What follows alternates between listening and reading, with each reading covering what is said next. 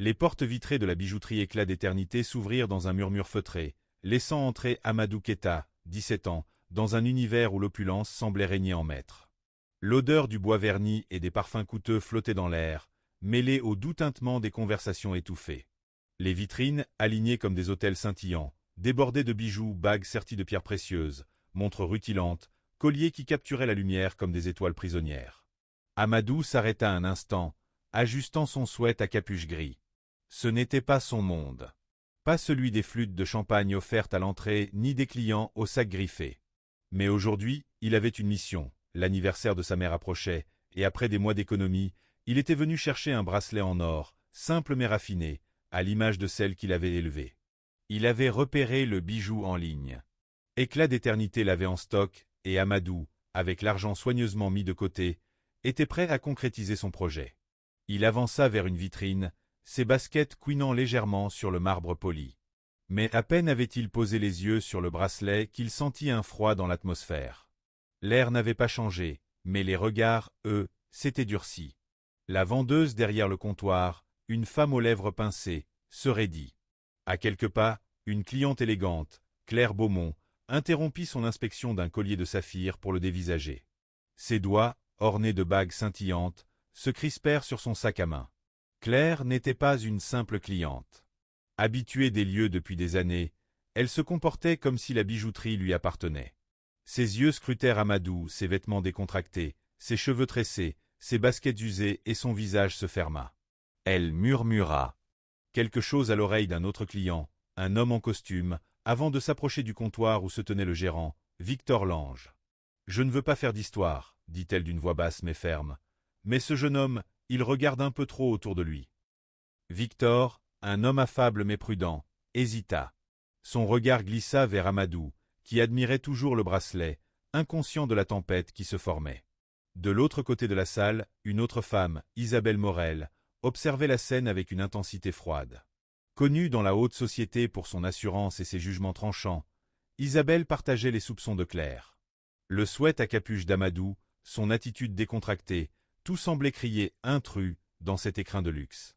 Elle s'approcha de Victor et murmura « Il traîne près des pièces les plus chères. » Ce n'est pas habituel. Son ton, bien que mesuré, portait le poids d'une accusation implicite. Victor, tiraillé entre son devoir d'accueillir tous les clients et la pression de ses deux habitués, céda. « Je vais m'en occuper, dit-il, ses pas résonnant alors qu'il s'approchait d'Amadou. « Monsieur, puis-je vous aider » demanda-t-il, sa voix neutre mais teintée d'une autorité subtile. Amadou, surpris, leva les yeux. « Je regarde ce bracelet, » répondit-il calmement, désignant le bijou. Mais le regard de Victor s'attarda sur lui, comme s'il cherchait une faille. Les murmures s'amplifièrent. Les autres clients, sentant la tension. Une bijouterie luxueuse aux vitrines scintillantes remplies de bijoux en or et pierres précieuses, éclairée par des lustres en cristal. Amadou Keita, un jeune homme noir de 17 ans en sweat à capuche gris et baskets usées, franchit les portes vitrées, son expression mêlant détermination et légère nervosité. À l'intérieur, Claire Beaumont, une femme caucasienne élégante en robe chic avec des bagues scintillantes, et Isabelle Morel, une autre femme caucasienne en tailleur sophistiqué, jettent des regards suspicieux depuis les vitrines. Victor Lange, un homme caucasien en costume, se tient derrière le comptoir, observant la scène. L'atmosphère est tendue, avec des reflets dorés sur le marbre poli. Plan éloigné capturant toute la boutique. Bijouterie éclat d'éternité. Maintenant. Le temps sembla ralentir.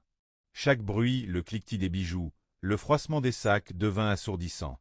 Amadou croisa les bras, défiant silencieusement les regards qui le scrutaient. Claire, soudain absorbée par une vitrine, évita son regard. Isabelle, figée, serrait son sac comme un bouclier. Victor, nerveux, triturait sa cravate. Puis, les portes s'ouvrirent à nouveau, avec une force qui fit taire la salle. Une femme entra, ses talons claquant sur le marbre comme un verdict. Awa Keita, procureur respecté et maire d'Amadou, balaya la pièce du regard. Son tailleur impeccablement coupé et son aura d'autorité firent reculer les officiers par pur instinct. Ses yeux se posèrent sur son fils, puis sur Victor, Claire, Isabelle, et enfin les officiers. « Quelqu'un peut-il m'expliquer » dit-elle, sa voix aussi tranchante qu'un scalpel. « Pourquoi mon fils est traité comme un criminel alors qu'il est venu acheter un cadeau? Le silence qui suivit fut écrasant. Victor balbutia, une cliente, une inquiétude. Awa l'interrompit. Qui? Tous les regards convergèrent vers Claire, qui blêmit. Isabelle, mal à l'aise, détourna les yeux. Awa s'avança, son regard perçant. Mon fils n'est pas un voleur. Il n'est pas suspect parce que vous avez décidé qu'il était. Puis, se tournant vers les officiers, le retenez-vous? L'officier le plus âgé secoua la tête. Non, madame. Alors partez, ordonna-t-elle. Les officiers, après un échange de regards, quittèrent les lieux. Awa se tourna vers Amadou, son expression s'adoucissant. Ça va. Il hocha la tête, mais son regard trahissait une colère contenue. Je voulais juste ton cadeau, murmura-t-il. Awa posa une main sur son épaule, un geste chargé de réconfort et de regret. Elle se tourna vers Victor. Mon fils avait le droit d'être ici. Au lieu de le traiter comme un client, vous l'avez transformé en suspect. Avez-vous seulement réfléchi aux conséquences de cet appel? Victor, rouge de honte, bafouilla une excuse. Claire, cherchant à se justifier, murmura. Je pensais qu'il n'avait pas sa place ici. Amadou la fixa. Pourquoi? Parce que je suis jeune. Parce que je ne porte pas de costume. Ou parce que je ne corresponds pas à votre idée d'un client. Claire, sans réponse, quitta précipitamment la boutique. Awa se tourna vers son fils. Tu as trouvé ce que tu cherchais. Amadou désigna le bracelet. Victor, tentant de se racheter, proposa de l'offrir. Awa refusa d'un ton sec. Mon fils est venu payer. Il repartira avec ce qu'il a choisi, rien de plus. La transaction fut rapide. Amadou prit le sac, et Awa le guida vers la sortie. Mais avant de partir, elle s'arrêta, son regard balayant la salle. Que ceci soit une leçon, dit-elle, sa voix résonnant. Faites attention à la façon dont vous jugez les gens. Vous ne savez ni qui ils sont, ni à qui ils sont liés. Dehors, l'air était plus léger, mais le poids de l'expérience pesait encore sur Amadou. Dans le parking, il s'arrêta. Ça ne changera jamais, n'est-ce pas? Demanda-t-il à sa mère. Awa soupira, ses yeux scrutant l'horizon. Pas tant que les gens ne changeront pas. Puis, avec un sourire ferme, mais toi, tu peux les y obliger. Utilise ce moment. Montre-leur ce qu'ils refusent de voir. Amadou serra le sac contenant le bracelet. Ce n'était plus seulement un cadeau, mais un symbole de sa dignité, de sa lutte, et de sa détermination à ne pas se laisser définir par les préjugés. En montant dans la voiture, il jeta un dernier regard à la bijouterie.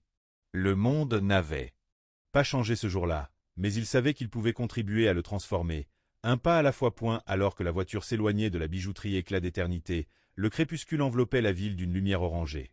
Amadou fixait le petit sac en papier sur ses genoux, le bracelet en or niché à l'intérieur comme un trésor fragile. Pourtant, ce n'était pas la joie d'avoir accompli sa mission qui occupait son esprit, mais le poids de ce qu'il venait de vivre. Les regards accusateurs, les murmures, l'arrivée des officiers, tout cela tournait en boucle dans sa tête, comme une chanson dont on ne peut se défaire. À côté de lui, Awa conduisait en silence, ses mains fermes sur le volant, mais son regard trahissait une tempête intérieure. « Tu penses encore à ce qui s'est passé, n'est-ce pas ?» demanda-t-elle, brisant le silence. Amadou haussa les épaules, les yeux rivés sur la vitre. « Comment je pourrais pas? Ils m'ont regardé comme si j'étais rien. Comme si j'avais pas le droit d'être là. » Awa serra les lèvres, son visage un mélange de compassion et de détermination. « Je sais, » murmura-t-elle. « Et je sais que ça fait mal. Mais ce qu'ils pensent de toi, ce qu'ils supposent, ça ne définit pas qui tu es. » Il tourna la tête vers elle, une lueur de défi dans les yeux. « Alors pourquoi ça arrive tout le temps? Pourquoi c'est toujours à nous de prouver qu'on a notre place? » Awa gara la voiture sur le bas-côté, coupant le moteur. Elle se tourna vers son fils, son regard intense. « Parce que le monde est bâti sur des idées, qui ne changent pas facilement. Des idées sur qui appartient ou, qui mérite quoi. Mais écoute-moi, Amadou, chaque fois que tu te tiens droit, chaque fois que tu refuses de baisser les yeux, tu fisses ces idées. Tu les forces à se confronter à la vérité. » Amadou serra le sac dans ses mains, les mots de sa mère résonnant en lui. Il voulait y croire, mais la colère bouillonnait encore, mêlée d'une fatigue qu'il n'avait jamais osé nommer. « Et si je suis fatigué de me battre » murmura-t-il. Awa tendit la main et serra la sienne, un geste ferme mais empreint de tendresse. « Alors tu te reposes. Mais tu ne lâches pas. Parce que si tu lâches, il gagne.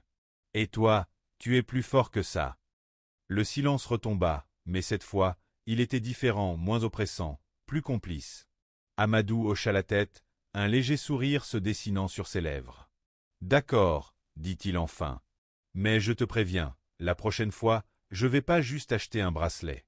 Je vais acheter toute la boutique. » Awa éclata de rire, un son clair qui dissipa la tension. « Ça, c'est mon fils. » Le lendemain, l'incident à la bijouterie Éclat d'éternité n'était plus seulement une histoire personnelle. Un client, témoin de la scène, avait filmé une partie de l'échange avec son téléphone et l'avait partagé sur les réseaux sociaux.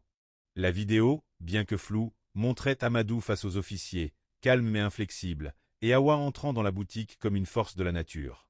Sous le titre « Jugé pour avoir voulu acheter un cadeau », la publication devint virale en quelques heures. Les commentaires affluaient, certains indignés, d'autres défendant la prudence du personnel, mais tous alimentant un débat enflammé.